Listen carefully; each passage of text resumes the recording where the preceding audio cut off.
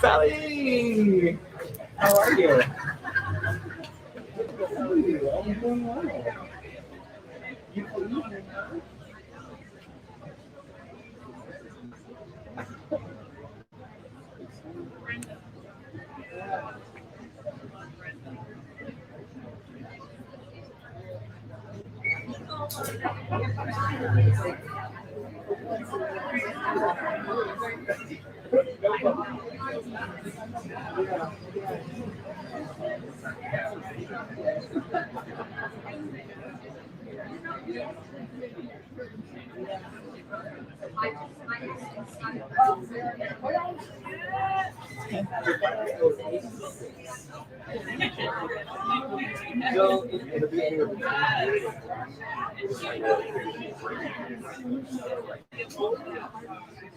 Oh yeah.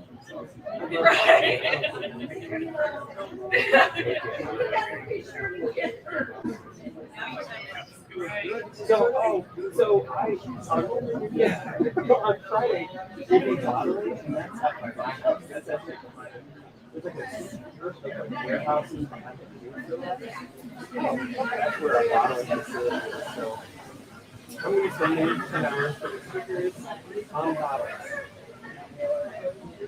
It's super fun. It's super fun. The whole time I'm like, great.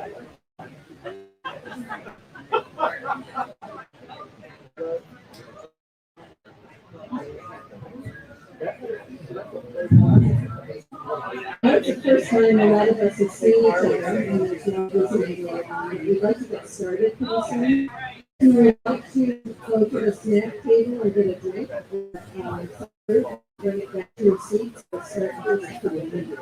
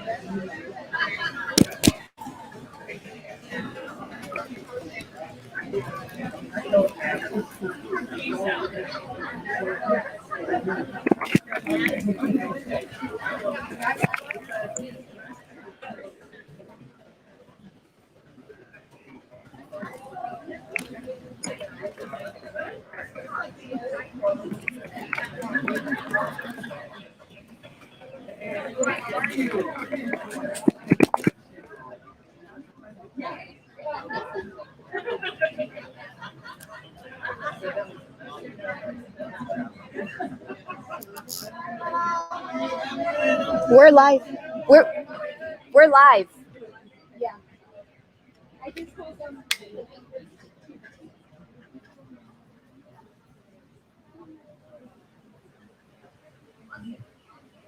Can everyone take their seats, please? Okay.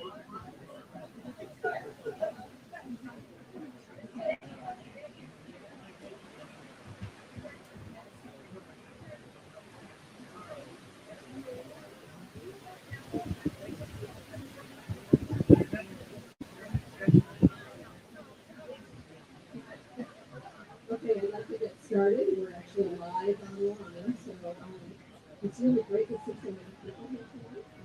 It's not a great time to introduce with us.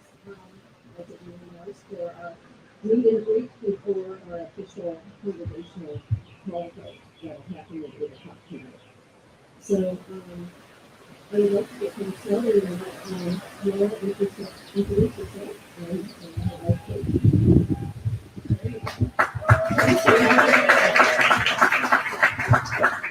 Great to be with you all tonight. Thank you for being here. As Christine said, my name is Pastoral Harris-Ferree, and this is my wife, Kate. And currently we live in Seattle, Washington, where I am the pastor of outreach and community at a small congregation in Seattle. And so with one other colleague at this time who is an interim transition pastor because the lead pastor left in November, and so we're kind of making our way through that transition period. I initially arrived in Seattle in 2017, and that was for my internship at Lutheran Memorial as part of my seminary journey. And so my seminary was Trinity Lutheran Seminary in Columbus, Ohio. I do a 2+2 program. So I was on campus for 2 years doing classes, and then we did a 2-year internship while simultaneously taking online classes and doing intensive week-long school back in Columbus. And then I went through a year-long process of searching for a first call, and as it would turn out, it was very difficult as a queer married person to find a first call. And so I kind of made a deal with God that if I was not ordained within a year of looking, that I might need to look at other things. And I was ordained on that exact 1-year date. So my internship congregation called me as a part-time pastor at that time. And when our full-time pastor left, I moved to full-time ministry. Before seminary, I received my bachelor's in social work at the University of Toledo in Ohio, and then went straight to seminary from undergrad. And I grew up in Ohio. I've lived in Ohio up until moving to Seattle, which, as you might imagine, was quite a culture shock, but a welcome culture shock. And Kate and I are excited to announce that Kate is pregnant. And, we are welcoming our first baby in November. So we hit the 20-week mark on Friday, so halfway there. That's wonderful. So I will let you say a little bit about yourself.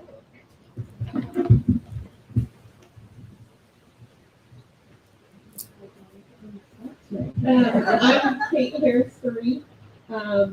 We're super excited. This trip was planned perfectly because I just started feeling like a human again last weekend. So I was like, okay, it's going to be all right. I am a Hoosier. I was born in Indiana and then moved to Ohio. And I've lived in a sprinkling of different places. Found myself in Seattle in 2018, I believe. And then Laura and I got married. And in Seattle, I work as a case manager at our Human and Health Services Department of Washington State for adults with developmental disabilities. And I've been working in that field for about 10 years. I super love my job. I'm very sad to potentially leave, but super excited to, potentially move to the area. There's so many great things going on in Chicago and Princeton, so that's amazing. Some of our hobbies and things we enjoy: camping. I definitely spoil our cat, who is at home right now, going through his first heat wave, but we have a great sitter, so it's going to be fine. As you can tell, I'm a little bit nervous about that. And yeah, we're just excited. I grew up in a Lutheran church, born and raised. My parents still go to the church that they've gone to my whole life. and have always been involved from youth group to being a youth leader to going on, I always forget what they're called. Yeah, the National Youth Gathering, all of that fun stuff. So Laura and I met at a soccer game and had no idea that there was the Lutheran connection, and then kind of in a roundabout way, I was like, oh, okay, that's great, that works out. So, yeah, just excited to be here, and thank you guys so much. Thanks a lot, Kate. Well, Pastor Laura, I wonder if you would talk a little bit about your upbringing in the church and what sort of led you to decide to go to seminary. Yeah, sure. So I grew up in a small conservative ELCA church in my town, and I was saying, you think about being a youth director or a pastor. I was like, I don't know about that, but I'll think about it. More on that, but it was also in the church. Um, Sermons were preached about the LGBTQI plus community being sinful, and it was while I was in high school that the 2009 decision was made in the ELCA to ordain LGBTQI married couples, and there was conversation about leaving the ELCA. So as I was coming to terms with my own sexuality, I was hearing these conversations in this place I loved and sitting there kind of wrestling with, well, these are the same people who are maybe acknowledging a call in me, but then saying the other part of me is not sacred and holy and valued. And so I had to do a lot of wrestling with that and what that meant for my faith and my place in the church. And I met some amazing people who are also queer and pastors and a part of the Lutheran Church, and started to do some of that healing work of my own. And was just so grateful for those people and find that not all ELCA churches have that same stance. We live into this interesting world as a denomination where we are so diverse and have such different opinions. And so it was when I was in college that I'm still wrestling with the understanding of possibly becoming a pastor, and I was doing my senior internship for social work with Equality Ohio, and at that time they were looking for marriage equality and also for protections in the workplace. And it was great, and I was working with pastors, but in a secular way, for a secular organization. And so a piece always felt like it was missing. There's something more I want to be adding to this work, and it was that faith piece. And that is when I decided to really step into this understanding of being a pastor and going to seminary. All kind of sped from there, and here we are today. And so I'm just really called to this work and to the justice that I read in the gospel, and I love to preach for everyone and this deep love and welcome that I have learned about. So it's growing and seeing a wider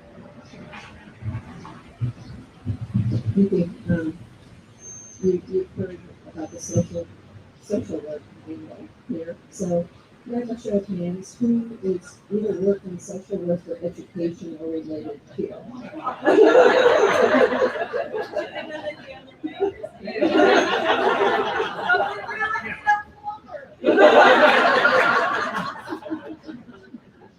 I wanted an accountant.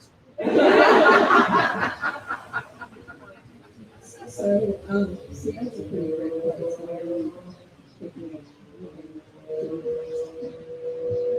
Sure. So my call at the church right now is a 2-year term call, which ends in March. And so with the reality of finding a first call taking so long, I decided to put my paperwork in early and start seeking early. And it happened that this was my first interview. And so I guess when the Holy Spirit moves, the Holy Spirit moves, and here we are.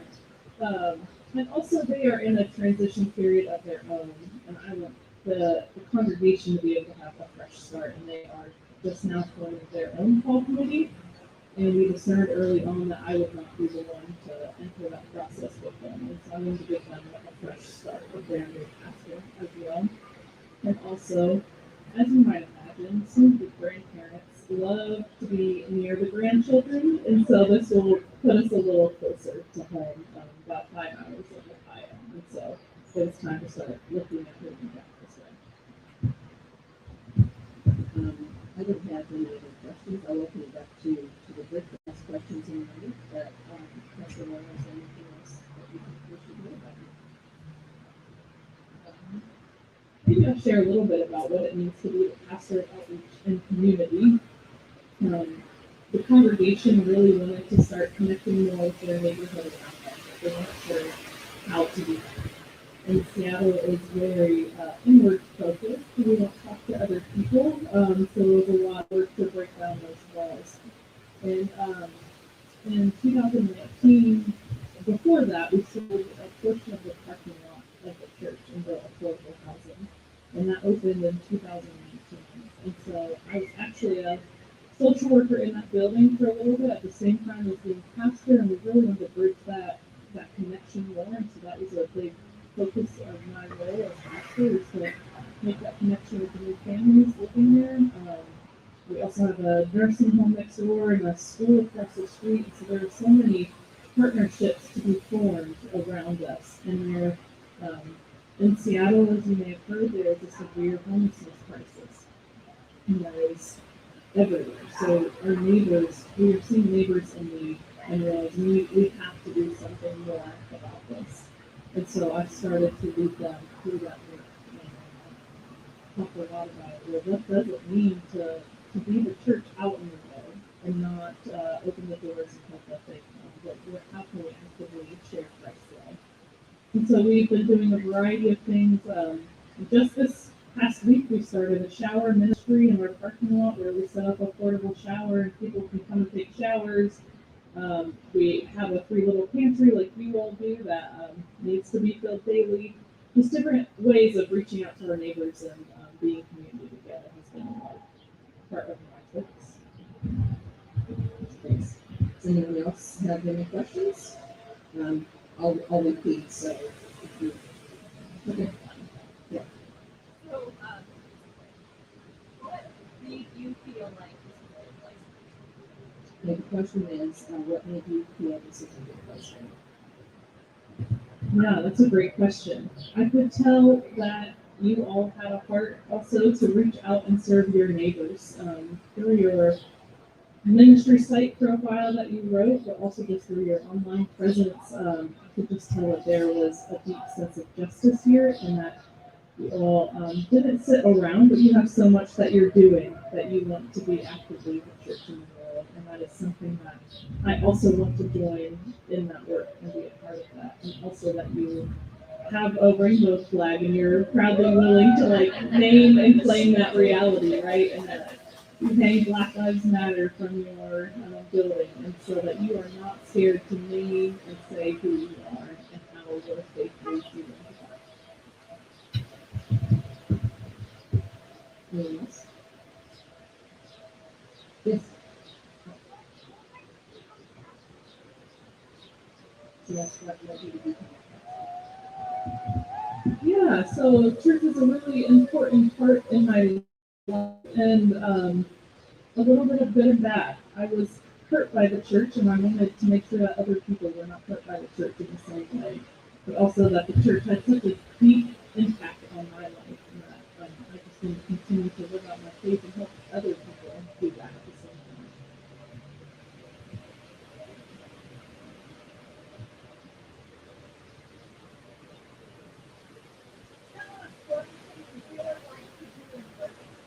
And one thing I really like to do in worship. Oh, that's a hard one. Okay. I know, like, how do I answer? What's the right answer, right? How do I be like a politician and kind of talk around the question? I honestly, I really love to preach. I do, and in communion is also a deep part of worship for me. Just offering that physical sense of forgiveness to other people and connecting with them in that moment. Different now, of course, but pre-pandemic, right, being able to have that moment of passing off the body and blood of Christ.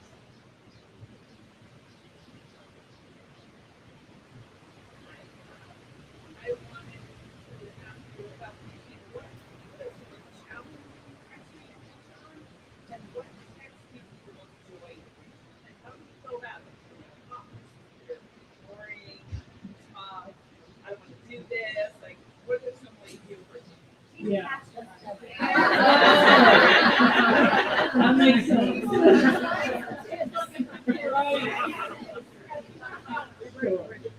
So the question is, what is the most challenging scripture to preach on, and the ones that I find the most enjoyable? Is that kind of okay? I think the most challenging is any part of the Bible that can be used to condemn other people, whether that's passages on divorce or sexuality or women not speaking in church or whatever those sneak up. I think that is really hard. Or just any text that has been used to hurt other people. Right, like this past Sunday, why do you have no faith, right? And how that is, how faith over fear, how that's misconstrued. I find those really difficult to preach on because there's so much to unpack. And you don't want to gloss over it, or you don't want it to be read and then not say anything about it in your sermon, and just have people sitting there wondering, well, why didn't you say anything about that, or what does that mean? And so those are some challenging scriptures to preach. And the ones that I love the most are just the true parables that are just, everybody knows, but that there might be a different spin I could give it, right? So maybe parables we've heard over and over and over again, but that I might be able to highlight a new way of looking at it or a new lens for that story.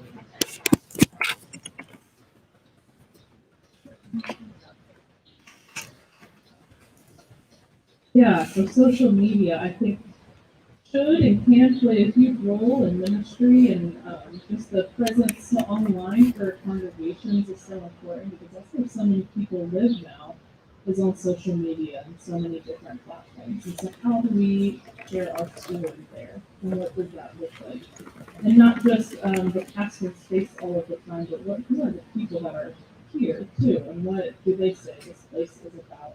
Because that is mainly how people meet churches these days, is online first before they ever step through the building. And they want to make sure that you are a safe place, and they want to know what you're preaching, what your beliefs are. And so how do we put that out there for others to see, and how do we share that message in a way that connects with other people who might not be willing to enter through the doors of a church?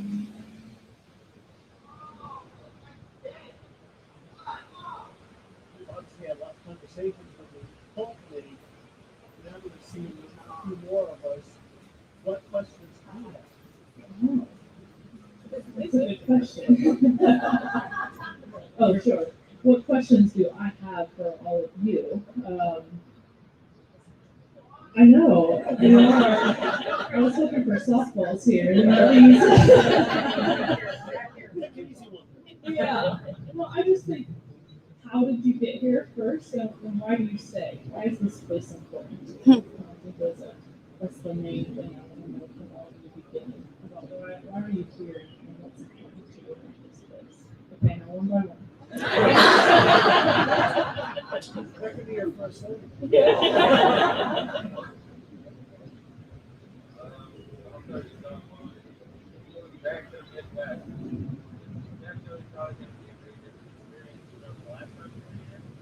What is something that you are both looking forward to coming back to or you're ready to not fire?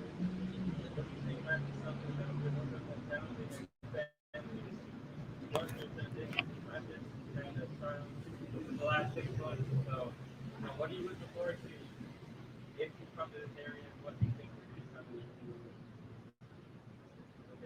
Yeah, so the question is, looking forward to moving back to the Midwest, kind of change the scenery, and what would be some of the challenges or difficulties? And I think I love the culture of the Midwest.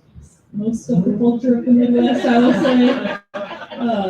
Just, friendly faces, and for the most part, people know what church means, or they know what this collar stands for. And in Seattle, that's not the case, or this alienated more maybe than welcomed people to discuss. And so I felt like I was always fighting that divide, and that I think I would welcome that again to have such a barrier around religion.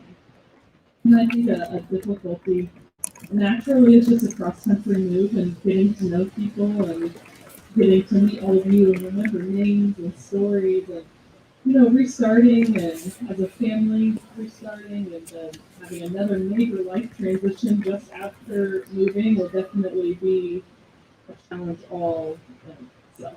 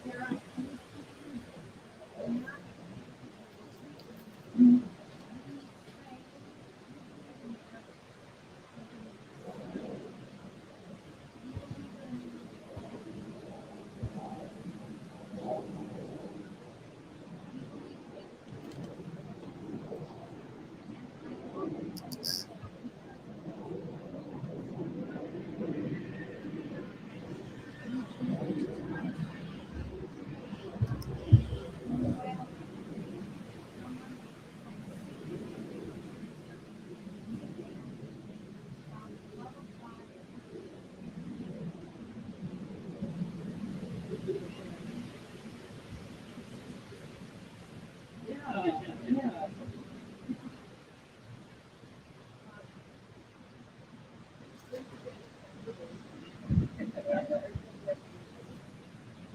Oh gosh. Okay.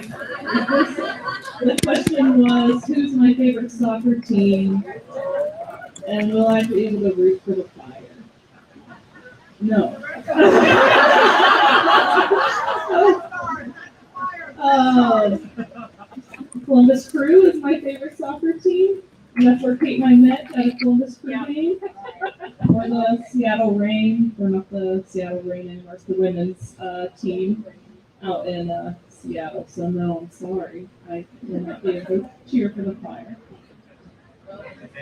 No, that was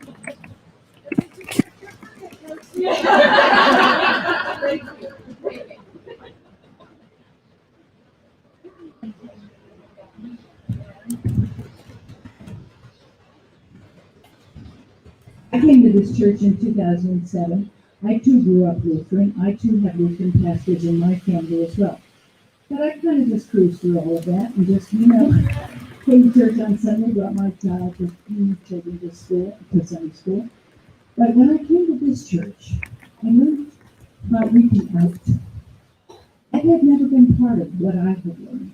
It was all inside those doors. And this church is definitely about going out and going into the world. And so I was encouraged to work on affordable housing.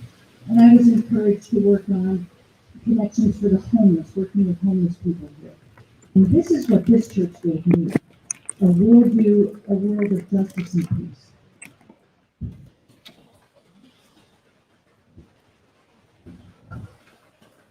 Any other questions?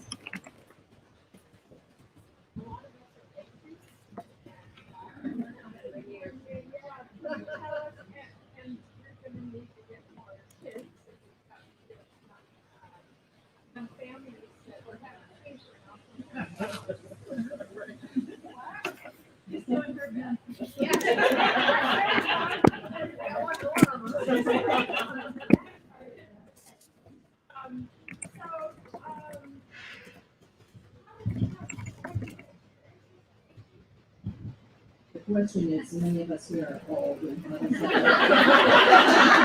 think she said aging, not old.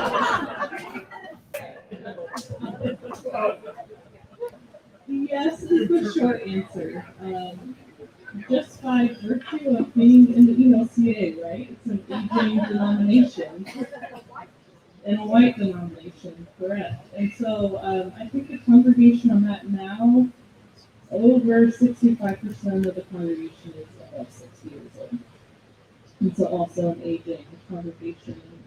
You can see, you know, in the next 5 years, how drastically that will change from deaths and what that will look like. And so I think the church has a lot of work to do, of reckoning, honestly, to do, and why is there such this disparity in age, and why aren't younger folks in the church? And, you know, I've also worked in campus ministry while in seminary, and so heard those reasons. Well, I don't feel safe around people that look like my parents or grandparents because of what their own beliefs are. And so again, how do we share our story of that? It's different here. You are safe here because of these reasons, and you can say that. And so I think that the church is maybe in a reformation stage, right? For Lutheran, you can claim a reformation of how do we move into this next phase of being a church, because something's not working now. Something is not working for every generation, and what can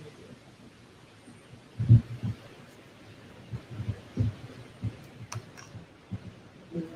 Yes, I have one. I just want to make sure I get it right. Jill, I have you. So we have our online members who are not able to join us this evening. Jill asked, how would you help others to discern their spiritual gifts and lay ministry? How would you help others discern their spiritual gifts? Yeah, I think a lot of that just comes from knowing the person and hearing their story and seeing what they can do in the world and naming that in them. But also encouraging them to name it in themselves. I think a lot of lay leaders are scared to do that they're scared to say, well, I have this gift, and here's how it can help serve the church. But just inspiring you all to do that this is all of our work together. It's not just the pastor's work to carry on this church, but we are all the body of Christ, and we all are encouraged to carry that on. So whether that's through spiritual gifts inventory or retreats or just private conversations about where you're feeling called or what you feel like your gifts are, just doing some discernment around where those gifts are, which can be very difficult to find and name those gifts, but finding ways to name those and then look them up in the church and give them space and give them opportunities to shine through.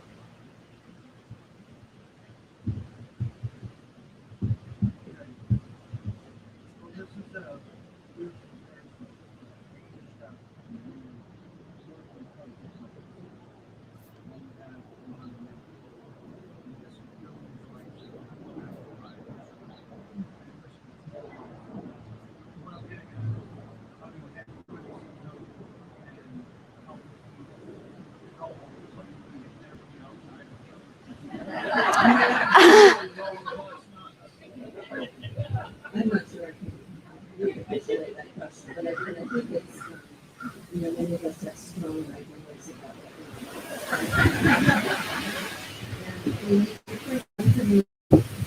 So how do you deal with that criticism and how do you kind of reveal outside? Yeah, I think that yeah. First, I would say I think therapy is very important for anyone, but especially pastors or spiritual direction or wherever you find that time to connect and breathe and get it off your chest. Right? Yes, I think that is very important. But as far as conflict and criticism in the church, it's only natural when you mix a lot of people together that and something that's very important to them that conflict and criticism come from. And I think that open dialogue is the best way to handle that. Whether it is through large meetings or just moderating, I think moderating has a lot to do with hard conversations and giving space for that, or one-to-one conversations, because I think a lot of conflict arises from misunderstanding, or folks feeling like they're not heard or seen, like their ideas aren't being taken seriously. And so how do we name those in that space and say, well, everyone's not going to win but we heard you and we saw you, and this is where we're moving and why. And keep in mind why you're moving in that direction, and it's a reasonably good idea with basis. I think folks come along eventually. Oh, and how do I get renewal? Yes, I think just I'm a major introvert, and so taking naps is a great renewal for me. Like we did this afternoon in the hotel. Going to Columbus Crew soccer games, riding my bike too, and just being outside and active. Yes. I think we want to save time for some social interaction here before the congregational meeting, which is, we will be gathering inside the sanctuary. And so please put your masks on. There are some on a table there in case you've gotten used to not wearing masks and forgot yours. But when we are inside, we want to wear masks. And when you come into church, please sign in the attendance sheet and get a ballot and a pen. We may not have enough to go all around, but we can share. And then we will formally open the congregational meeting and have the vote. And people will leave because we will finish the vote after people leave, right, Christine? Yeah, because we have online votes coming in and absentee votes coming in, but the deadline is 9 o'clock, so we will hope to have all of those tallied by then. So in the meantime, socialize and get some snacks. Tina has something to say. Hi, and for those of you watching online, I'm going to be posting the link where you can click the link, and it's very simple. Rachel and Christine tried it today. So if they can do it, no, I'm kidding. So you're just going to click and answer the question, and you'll be set. So thank you so much. And the inside portion will not be filmed, so this has been filmed for people who are not present. Okay. Yes, Nancy. We thought we'd post it tomorrow in Grace Notes. Yeah, a special Grace Notes tomorrow. So we have several people who are going to need to use the lifts to get up and get in there, so we'll break for now.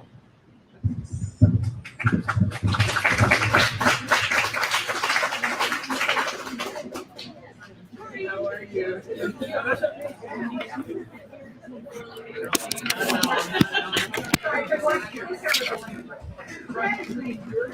Hello there. Hey.